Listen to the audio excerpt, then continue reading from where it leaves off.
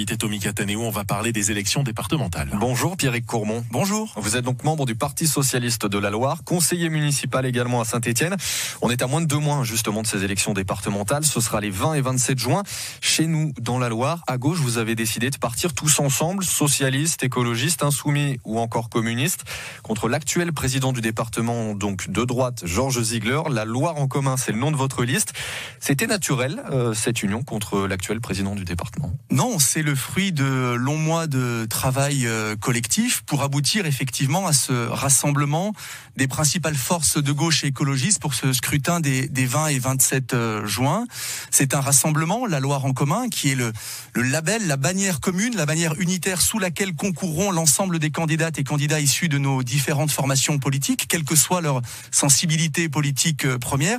C'est un rassemblement historique tant par l'ampleur de ce rassemblement, parce que ça n'allait pas de soi effectivement de retrouver sur un même document, sur une même liste, des socialistes, des communistes, des insoumis, Europe Écologie Les Verts, effectivement, qui étaient plus habitués à partir, on va dire, en ordre dispersé au premier tour d'élection. Là, nous sommes rassemblés, et ce rassemblement est également historique sur l'ensemble du rayonnement géographique qui est le sien, puisque aujourd'hui, la Loire en commun, c'est ce rassemblement à 5 formations politiques sur plus d'une quinzaine de cantons sur les 21 que compte la Loire, et on espère bien d'ici la fin du dépôt des candidatures essayer d'engranger cette dynamique unitaire sur d'autres cantons. Ça veut dire que ça négocie encore dans certaines zones géographiques, notamment le JL Rouennais par exemple? Oui, effectivement, il y a un certain nombre de territoires où il y a parfois un lourd passif entre formations politiques, des blessures profondes qu'il faut cicatriser, ça prend du temps, mais on y travaille, et en tout cas, ce qui est important, c'est que la Loire en commun sera présent sur un maximum de cantons, quelles que soient finalement les aventures personnelles des uns et des autres,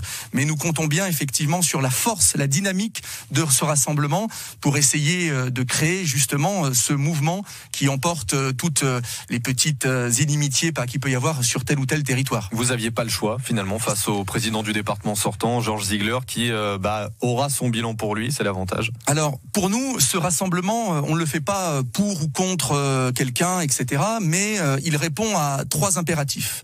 Premièrement, c'est pour nous une aspiration forte de nos électeurs respectifs, quelle que soit leur sensibilité politique, qui nous disent, on le voit au quotidien sur le terrain, vous êtes d'accord sur l'essentiel, rassemblez-vous, arrêtez d'être divisés. Nous y sommes parvenus pour ce rassemblement.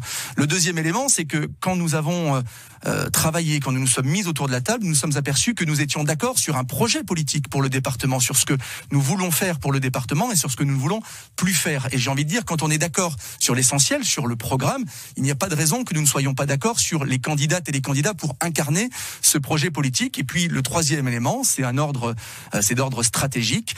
Les élections départementales, c'est un mode de scrutin tout à fait particulier. Les conditions pour se qualifier pour le second tour sont très strictes.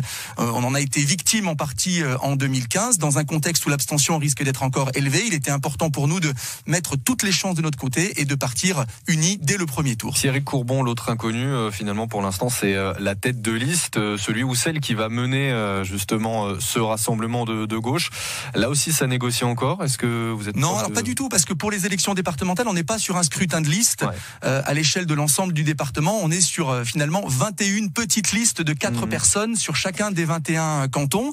Et ce que nous avons dit, c'est que nous opérons ce rassemblement, nous présentons nos candidates et nos candidats sur l'ensemble des cantons de la Loire, et au soir du deuxième tour, en fonction du nombre d'élus, en fonction de leur origine politique, nous déterminerons collectivement qui est le mieux placé pour porter ce projet de la Loire en commun avec une candidature à la présidence du département. Mais nous considérons aujourd'hui que c'est beaucoup prématuré et surtout manquer de modestie que de se prêter une candidature à la présidence du département avant même d'avoir eu les suffrages des électeurs sur son canton.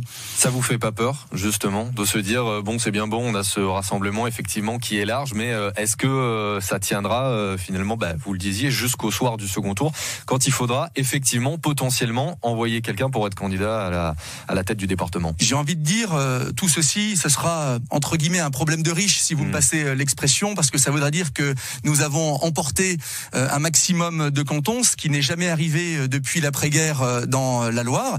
Et donc, nous espérons bien nous trouver dans cette situation au soir du 27 juin.